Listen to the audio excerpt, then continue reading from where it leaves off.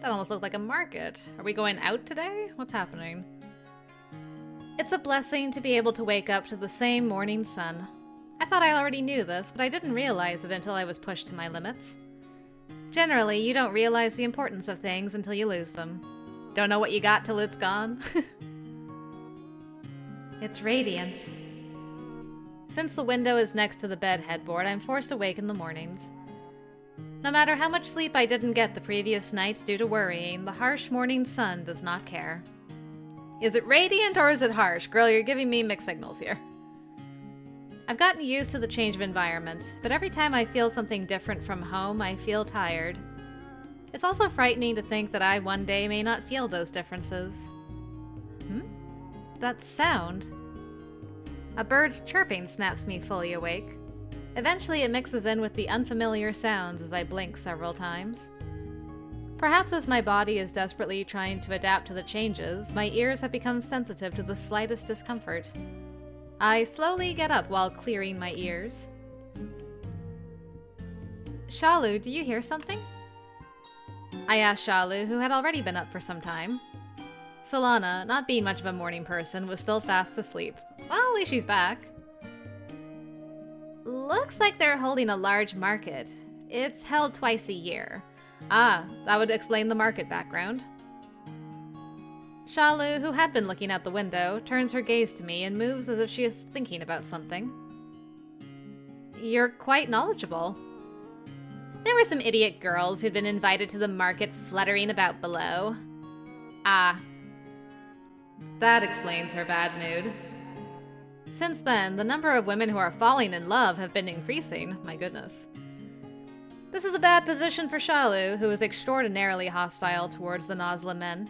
Her irritation seems to extend to the women who are falling for them as well. Well, I can't say I'm happy about it either. The original goal was to get everyone home safely. But if she wants to stay here together with a Nasla man, forcing her to go back would be the same as abducting her.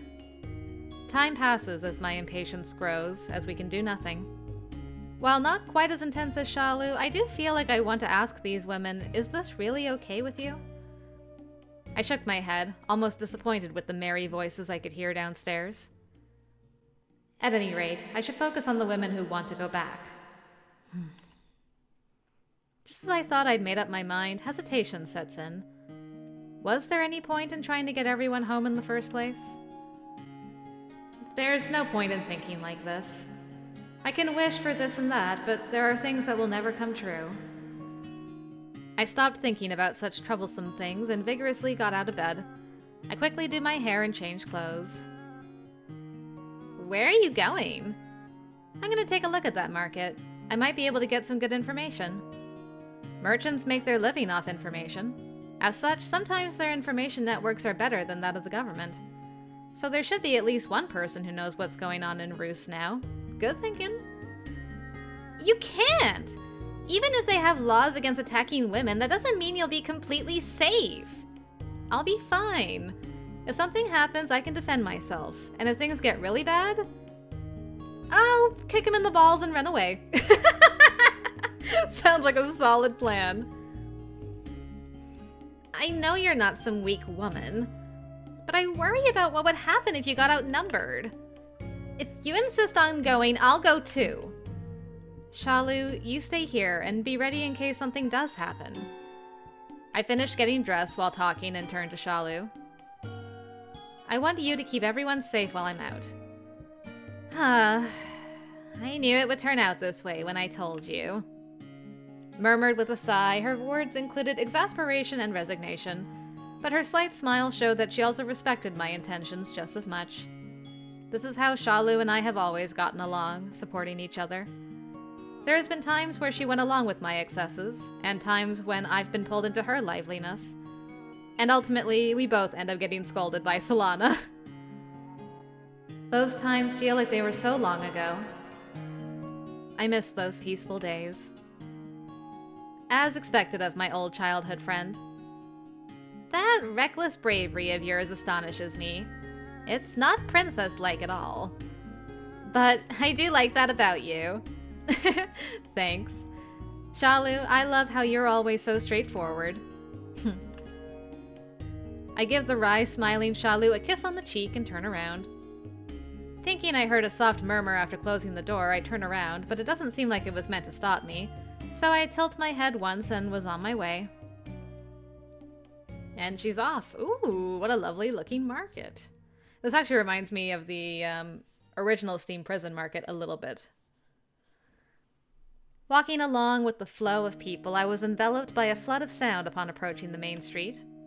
There were many booths lining both sides of the streets, as the voices of customers walking by and the merchants calling out to them mixed together. Overwhelmed by the noisy clamor, my previously powerful walking pace slowed down. There's so many people. It's like a festival. But this is no time to be dazing off. So where should I try asking first? Blending into the crowd, I quietly looked around. It wasn't long before I spotted a small booth. On the other side of the table that had accessories such as rings lined up on display was a sitting old lady who looked friendly enough. She might be willing to talk. At any rate, I could take comfort in talking with another woman, so I decided to try asking her. Pretending like I was checking out the goods, I waited until there were no other customers before speaking to her. Yes, which one do you want? I apologize for the sudden question, but by any chance, would you happen to know what's going on in Roos right now? Roos? One of her white eyebrows raised, as if intrigued. She took a good look at me before opening her mouth. Are you one of the women that were brought here recently from Roos? Yes. I see. Makes sense you would be worried about your home. Yes. So, if you know anything, I'd be grateful if you could tell me. While still explaining, the old woman extended her hand towards me. Not understanding the meaning of the gesture, I stood there blankly, tilting my head. Oh, Finally getting it, I took off the ring on my pinky finger with a bitter smile. I felt my ears? No, my ears were not tearing up. My eyes were tearing up at this old woman's tenacious commercial spirit. This is all I have right now. Thinking she might have a little sympathy for me, being a fellow woman and all. It was naive of me to expect that. In today's harsh world, it's rare for people to help each other out for free. The old woman grinned as I put the ring on her wrinkled palm. She quickly looked around, put it in her pocket, and spoke in a hushed voice. For now, it seems that Roos is waiting for an opportunity. There's no signs of them fighting with Nasla. Well, they did suffer great losses in the battle a dozen years ago, and the next battle will also have costs. This isn't the time for them to be bullish. You know a lot, despite there being no commerce between our countries. I have no way of knowing if what she's saying is true. For now, I'll have to confirm the authenticity of this information. Looking deep into her eyes, the wrinkles on the old woman's face seemed to grow deeper. Her smile, with the corners of her mouth raised, resembled that of a cunning witch. There's back roads for everything, missy. Then has Roos given up on rescuing the kidnapped women? I asked upon taking a deep breath, so as not to give into a feeling of despair. The old woman didn't answer immediately, instead seemingly measuring my next reaction. Tell me, please. My hopes could end here, depending on the old woman's reply. Upon realizing that, my hand trembled, even though I was trying to keep my cool. Hearing my own voice, it was as sharp as the tip of a sword and full of unnecessary nervousness. It seems the king hasn't given up. Is that so? Yeah. It seems like the king's stepsister, who was also his fiancée, was among the taken women. And in order to get her back, the king was ready to lead his imperial guard to Nasla. He went that far. Of course, their cheap vassals stopped them, so that didn't happen. Auri. Auri is always so calm and puts the nation first. So to think that he'd be willing to come here despite the opposition of the chief vassal. And just hearing about my family was enough to almost make me cry. At the same time, I felt apologetic and deep regret over my shame of not being able to do anything. In that case, then there is a chance that they're working to bring the Roos women back. I wonder about that. Roos's military force is not as strong as that of Nasla. Right. I hate to admit it, but our forces are not as monolithic as Nasla's are. Originally, Roos is a country of various tribes that banded together in order to oppose Nasla. Though we may have a king, it doesn't have the same meaning as it does in Nasla. Tangle said so before, that it was more like a representative than a king. He had the power to bring things together, but not complete decisive authority. Which is why they lose against instantaneous forces in times like this. She hit the nail on the head, which sunk my spirits even lower. As I bit my lips and hung my head, the old woman spoke in an encouraging voice. Well, anyway, your representative hasn't given up, so that's your one ray of light. If the people with the most influence can keep things moving forward, the flow might change someday. Perhaps. I smiled dryly, for reasons different than from before. I'm happy to have a sliver of hope, even in this harsh reality. Perhaps the old woman found a way to comfort me, in her own way. If I have even the slightest bit of hope, I can hold on and not give up. This last bit of hope cleared up the dark clouds that had gathered within my heart. However, that little bit of hope was all I was able to get. I strolled around the market, but aside from the old woman, there wasn't anyone else who had information. Even if they did seem to know something, they kept their mouths shut for fear of punishment. Having done all I could, I was just about ready to head back.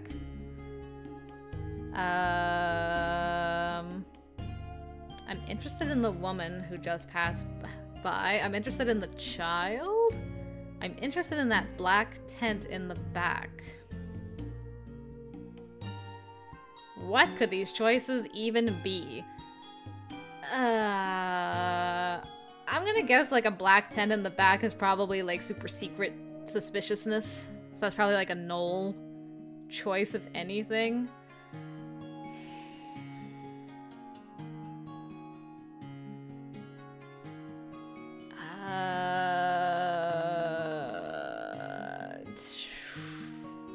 I'm gonna flip a coin for the other two, because I honestly have no idea. I mean, Toya kind of seems to appeal to the women more than anything. Suren might be like he looked after Nalan for many years, it sounds like, so maybe the child? You know what, I'm gonna go child. I can't see, like, I'm interested in the woman being like a Suren option at all, so none of these may even be an option that ups with anybody, but on the off chance, I'm gonna go, I'm interested in the child. Okay, it didn't actually affect anything, I overthought it. It's fine. There's a crying boy on the side of the road. He seemed to be about 7 years old. He covered his face with both his tiny hands, wiping away his flowing tears. Mommy! Maybe he's lost. If so, he could be kidnapped if left alone in a place like this. With so few women here, there may be some weirdo who might settle for a little boy. Oh, girl. Perish the thought. If he's lost, his parents may come looking for him eventually. If I, a complete stranger, go to talk to him, his parents might see me as suspicious when they do arrive. Not sure what to do, I pretended to look at the street stalls while observing the boy's surroundings. They haven't come.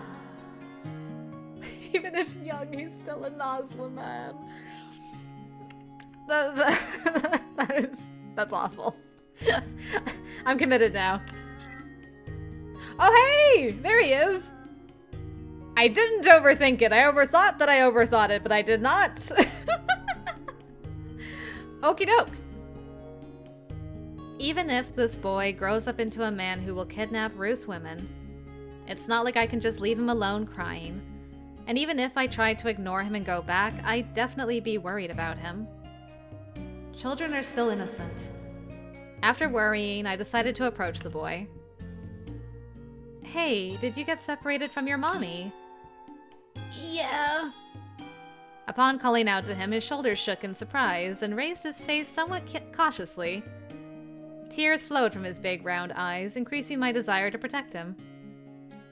Do you know where your house is? No. Do you know which direction you came from? Over there. The boy pointed towards a path extending from the main street. It was a thin path, shrouded in darkness from the shadows of the building, and gave off a gloomy impression.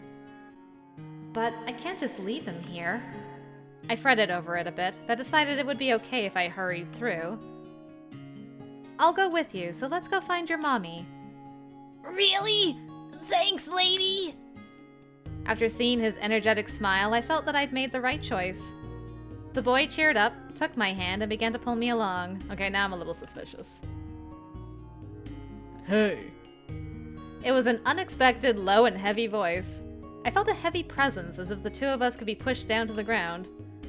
I had a bad feeling about this, and broke out into a cold sweat as I awkwardly looked back. Yeah, I figured. You're gonna give this kid some guff.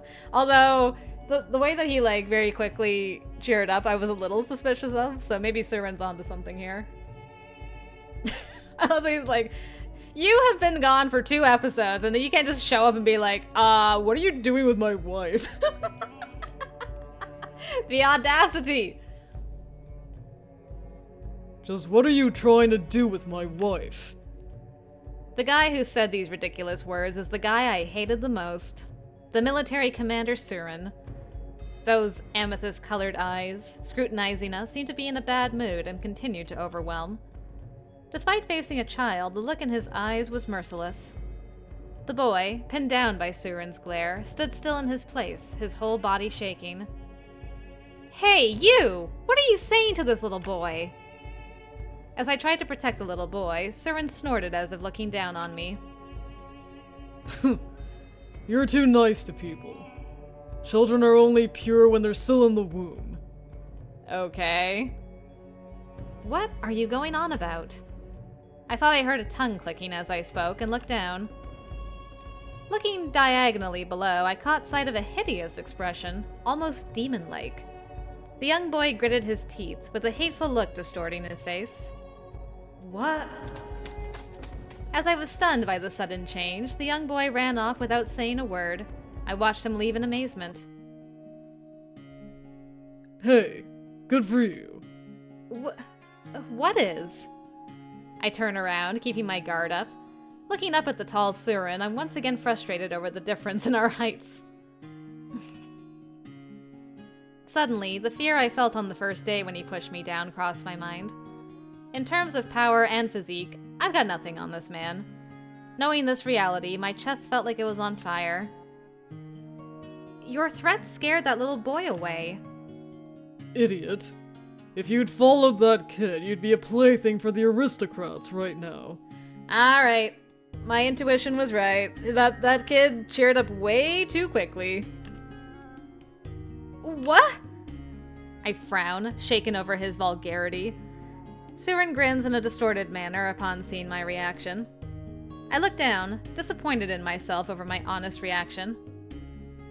You really are a vulgar guy. But you got it, didn't you?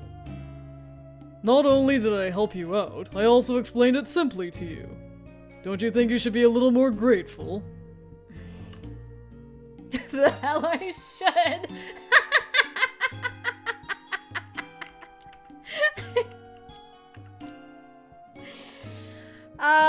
Do we start, like, being nice to him yet? I don't know.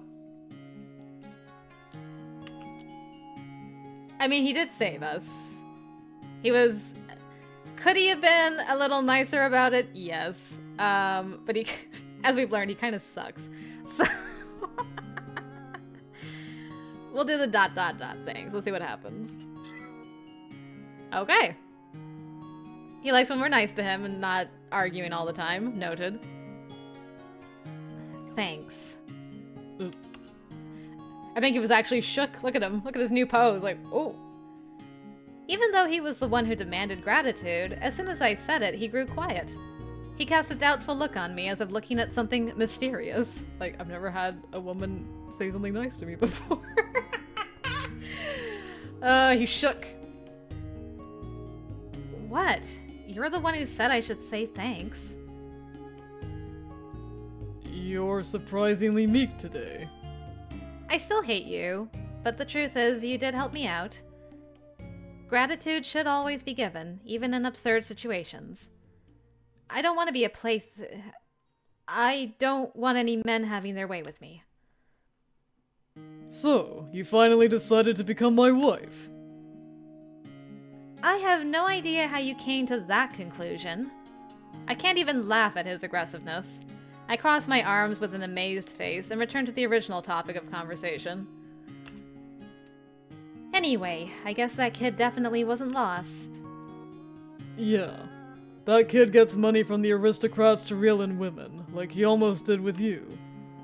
You get taken to a place where no people are around, and the strong guys take their turns with you. And the kid makes some pocket change for it. The captured women are sold to hungry bastards at a high price. Isn't that illegal? Everything goes in the shadows. They'll be executed if they're caught, but they're clever enough to avoid getting caught. That's why we soldiers are sent out to keep an eye on these idiots. So, you're working now? Of course I am. What idiot would work on a day off if not ordered from the king? Upon complaining, Suren slumped his shoulders. His tight skin twisted, and the tattoo on his brown skin also distorted. He seems pretty tired. Maybe he hasn't been able to take a break since the last battle.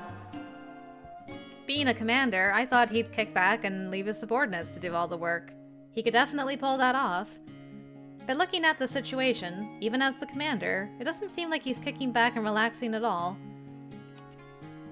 It seems like the odd comment I've got from, like, some of his men, it seems like they really respect and admire him, so it's probably because he doesn't do that.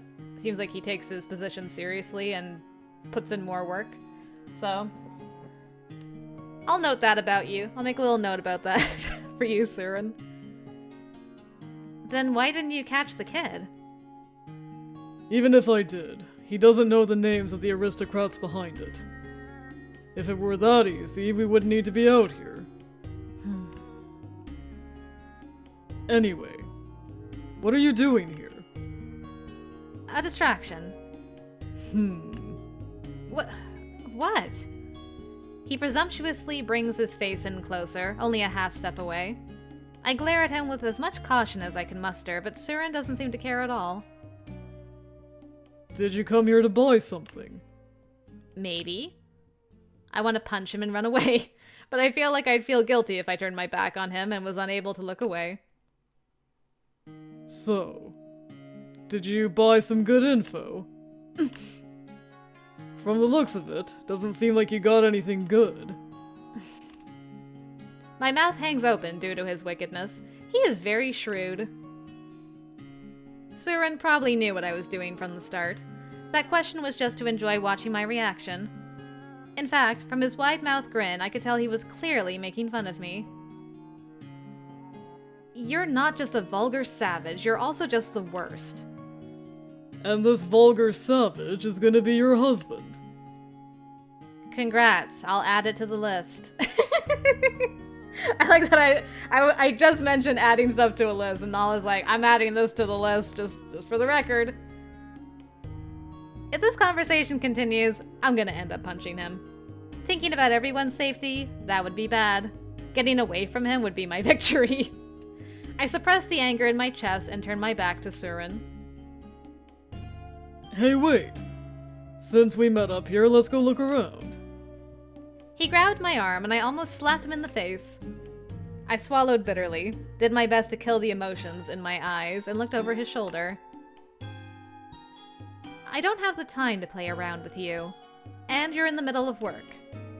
I'm on a break, which means I helped you out outside of work hours. Which is why I should accept your invitation. Right. In the first place, There's no reason to accept an invitation from a man from a country that kidnapped us. That's what I want to say, but the fact is that he did help me out, which weakens my position. No matter what the situation, returning a favor with spite is against my beliefs. But I am dealing with Suren here. I'm not convinced that being alone with him isn't any more dangerous than being with a slave trader. Is there no way out of the situation? Just as I was worried about that. Big brother! A voice called out from behind Suren, accompanied with light footsteps. When the person who ran up noticed me, he stopped and looked at me with round eyes. There he is. Ah. The young man inhales in surprise, perhaps as a reaction to my blonde hair. It's strange.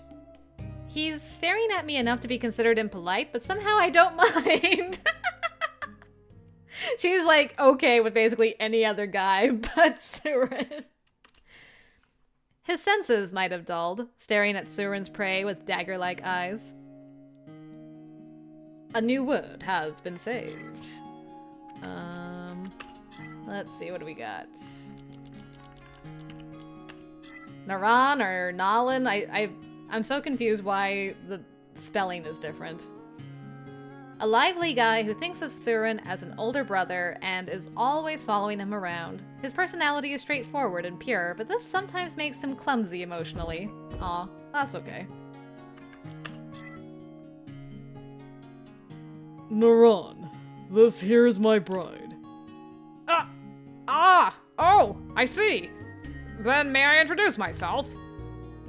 I wanted to interrupt with who is who's what, but before I could do so, Suren had turned his back to me. It seems that his interests had suddenly changed. I'm relieved to be out of the situation, but I find myself sighing in frustration over his unpredictable, intense moods. The young man called Naran withdrew the hand he had extended towards me and hurriedly chased after Suren. Hey, wait, bro! If she's to become your wife, that would make her my sis! I should at least say hi. She'll be coming to my house eventually, so you can greet her then. We're going. Interesting. Why the sudden change in mood? Bro. Brother? But they don't look anything alike. As I compared their backs as they walked away, Suren suddenly looked back with a grin on his face. See ya, my future bride. I'm looking forward to consummating our marriage. Oh, good grief, you are the worst! The worst! I feel my hair stand on end at such a blunt statement. Instead of responding, I just glare at him. Who would choose such an awful man like that? Unfortunately, it's us, girl. It's us, this time. I wouldn't marry Suren even if he were the last man alive. Vowing that to myself, I started to walk in the opposite direction.